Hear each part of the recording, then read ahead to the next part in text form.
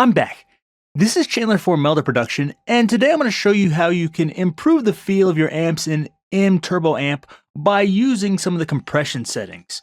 So basically, I showed you before how to create amps in MTurboAmp, but one thing I didn't show you how to do was use the compression. Actually, I did show you how to use some type of compression, but not this compression. And the reason is it didn't have this feature before. But now it's in there. I'm going to show you how to use it. And I think this can make a big difference when it comes to the sustain of your sounds, but also the feel. I think it makes it feel better. Now, if you're just using like extreme high gain, I don't know if the compression really makes that much difference. The distortion by itself creates so much compression that you're not going to hear too much. With clean sounds, I think you can really hear a difference, but some people may not like what the compression does to it. I think where it really shines is kind of like the low and medium gain tones. There, I think it can make a lot of difference. So let's get into it. So I have this amp I've been working on here, and this one I have some of the compression on it. You can see here it has a compression control like this. Turn it down.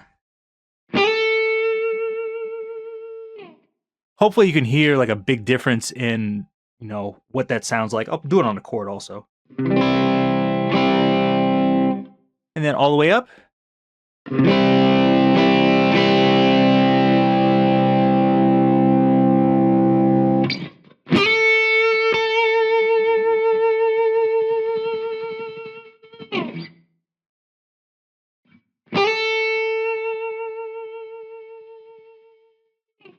There's a big difference in compression. Now, this is getting probably cut off a bit just because you can't really see it here.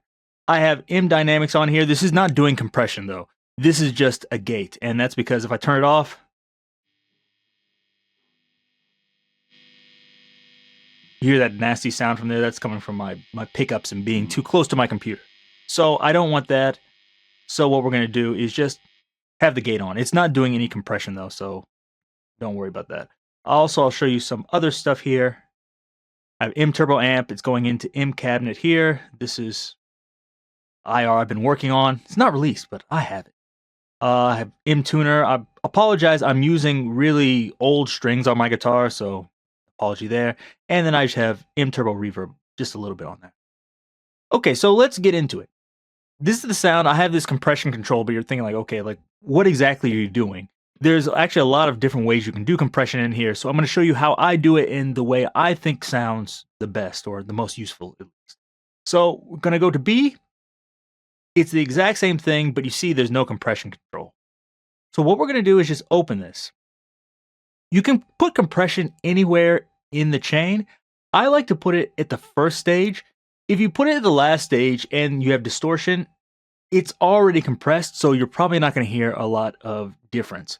However, at the first stage, it can really kind of condition your input, and it can sometimes boost the sound a little bit, which I think makes things just sound more consistent, and you'll get a more consistent signal going into your gain stages, which will make things, I guess, just a little bit more present or powerful, if that makes sense. Or you could just say compressed, I guess. So that's what it's going to do. We're going to start at stage 1 here. This is where I would put it, although you can put it in the other stages here. If you look at the bottom here, now you have this compander, and so you can put it in every single stage.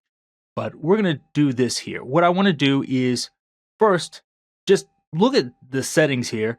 We have a threshold, we have attack and release. The attack you can set however you want. If you set it too slowly, it's probably not going to sound so good. I like to set it between maybe about 7 and 0.5 milliseconds, but you can set it wherever you want. I'll move this down, like let's say 2.5 milliseconds. We have the ratio at infinity right now, and that's probably not what we want, but let's just hear it if we have this at 2.5 so we can kind of hear what the attack is doing. I'm not really hearing the attack. If I move it like this, it almost sounds like it's fading in, although it's a little bit subtle there, just because it's going through the other stages. That's going to even it out. But we don't want that much. I'm going to leave it down there. Let's 1.4. That's fine. The other thing is the threshold. So if we have it here, it's negative 40. If you look here in the input, you can see this is negative 40. So it's going to start here. So if I play, everything above that is going to be compressed. If I do it really lightly, you see those aren't going to be compressed at all. Now you can set this higher if you want. So if you think I just want like the tips when I play really hard, the tips of my, I guess, audio peak, when I play really hard, you can move this up to like, let's say negative 20 or something. But it's a default negative 40, which I think is kind of a good level. The ratio, I think this is probably way too high. So I like this at 2-to-1. You could do less at 1-to-1. And the release, I think 100 is good, although you can mess with that. By default, I think this restore is at 100%, and this is for the compander. This will do something different than compressing. It'll be compressing and then expanding the output. So that's if you want to keep more of the dynamics, but for this, I don't think we want to do that. That's something else entirely. So what we're going to do is I'm just going to move this down to 0%. But of course, experiment with that if that's what you like. Now, what I want to do with this is I kind of want to hear what the difference in level is between the input and the output. So if I have this at 0% here,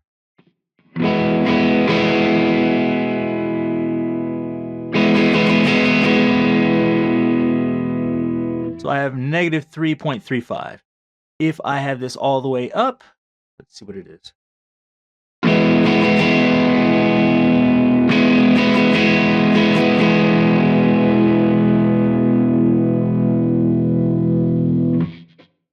It's actually not that different, which I guess is somewhat good. So what I can do here is, in this case, I don't need to change it. Sometimes you actually do need to really go in there and adjust the output. But for this, I'll just go in and click Learn. I'm going to move this wet dry down here. This. We're going to call this compression.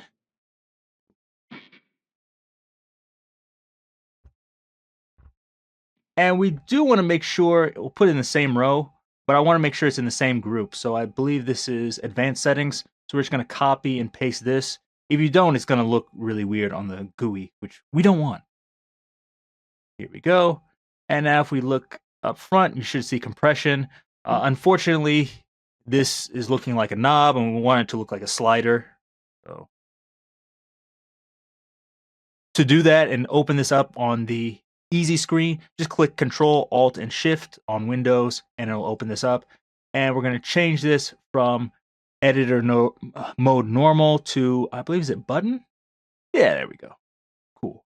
So now this compression will control our wet dry here. So this is what it should sound like. No compression.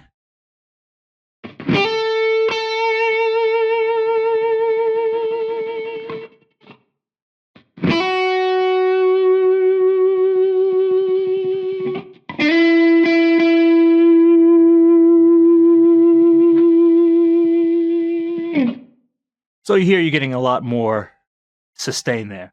And of course, you can set this however you want. Another way to do this is instead of controlling the wet dry, you could control the threshold. That's another way. Or you could even use this compression to control the ratio. And it just kind of depends on what you like. So if I set this compression here, and let's say I have the ratio at 1-to-1. Not hearing too much. If I move it up here, clearly overcompressed, etc. So that's why I prefer to do it at just 2-to-1, because I think setting the ratio sometimes is too extreme, but of course that depends on what you're trying to do. I believe I did the exact same thing in the actual version here. I did some slight differences. I think I moved the output up and down here slightly. Compression. Oh no, I only did the wet dry. So it is actually the same. I had the attack at 7, so that's a slight difference. But by doing this, you can really get some kind of nice sounds out of this. And as you push the gain or decrease the gain, you really hear a difference. So let's see if I turn this down.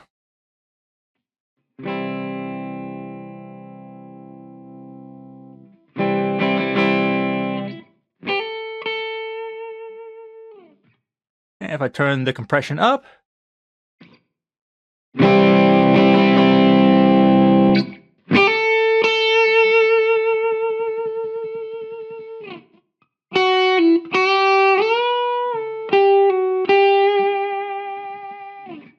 but if I have that compression down,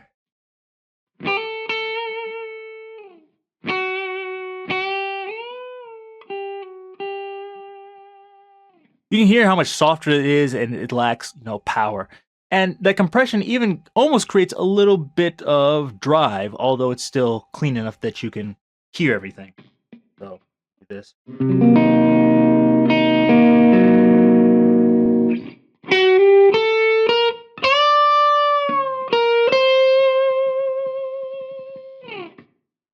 So you can hear the sustain, you can hear a little bit of crunch in there.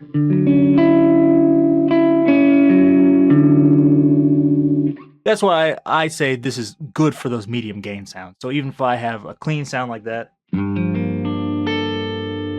you get a little bit of, well, actually a lot of sustain, you get some grit, etc. And if you think, you know, that's too much, just bring this down. So I think 50% is good. So this will mix your dry and wet signals together. Now, if I turn the gain up, something like this.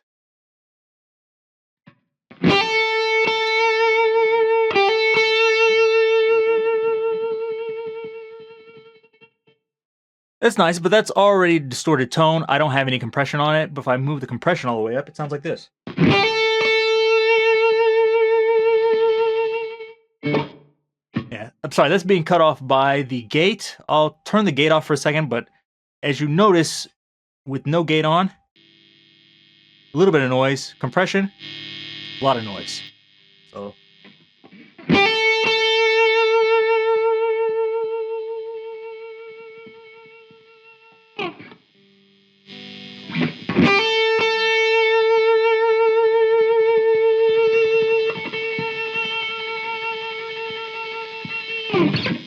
lasts almost forever. And another good thing, or bad thing, depending on how you look at it, is if you want to do some like legato or tapping, if I have this compression down, sorry, I have a sweater on, my sweater's getting in the way, it's cold here. That's okay, but if I turn the compression up,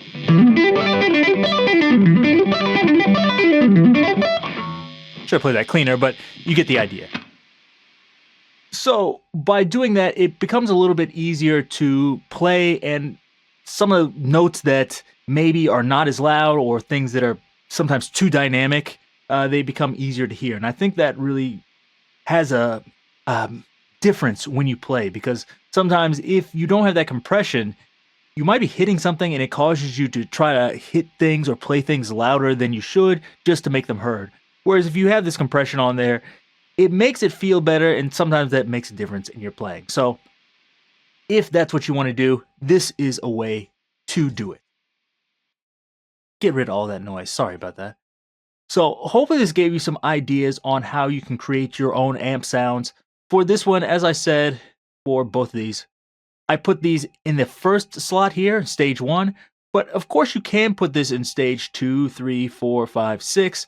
And with some of these splits here, there's interesting things you can do, like compressing the high end, but not compressing the low end, etc., if that's what you want to do. And you could come up with all sorts of interesting and fun sounds doing that. So please experiment. But if you like this, give me a thumbs up. Leave me any questions or comments down below. And please check out all the other plugins at meldaproduction.com. Till next time, see you.